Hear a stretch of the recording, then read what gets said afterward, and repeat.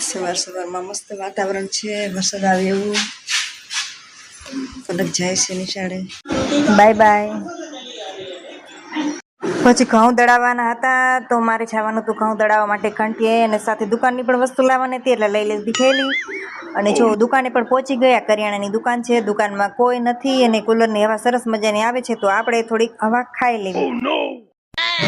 દુકાનની વસ્તુ લેવાની હતી તે લઈ લીધી બધી દુકાનની વસ્તુ, અને પછી આવી ગયા ઘરે. અને મારે કરવાનું હતું દૂધ ગરમ, અને દૂધ ગરમ કરવાનું હતું એટલે ગેસ ચાલુ કરી દીધો. અને એમાં થોડું પાણી નાખવું પડે, દૂધ ચોટી ન જાય એટલા માટે.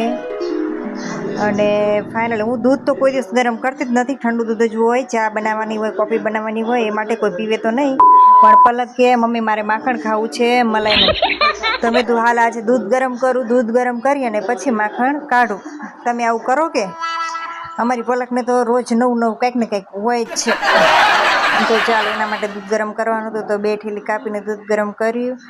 અને જો મને આવું કામ કરવાનું હોય ને તારે આમ તમે જુઓ મજા આવે કાં આવું કરવાની, રમત કરવાની તો બહુ મજા આવે. તો ચાલો દૂધ તો ગરમ થઈ ગયું, અને જો ઉભરો પણ આવી ગયો. હવે આપણે ઉભરાવા દેવાનું કાંઈ હતું ને એટલે ગેસ કરી નાખ્યો બંધ. અને એના પપ્પા જાય એટલે પલકને બહાર જવાનું. તો ચાલો વાસણ તો બધા ઉટકવાના પડ્યા છે, પણ દાળ ભાત બનાવતા એટલે દાળ તો મારે પીવી જ પડે, કેમ કે મને દાળ ભાતની દાળ તો બહુ જ ભાવે. પણ એ તે મેં બનાવી હોય એ જ, બીજાની નહીં. લગન બગનની આપણે દાળ ભાત ન ભાવે, આપણા ઘરના જ દાળ ભાત મને ભાવે ને મારા હાથના બનાવેલા હોય તો જ ભાવે. Oh my god. તો જો આ બંને જો વોટ્સએપ થાય તો ચાલો મળીએ બીજા વિડીયોમાં.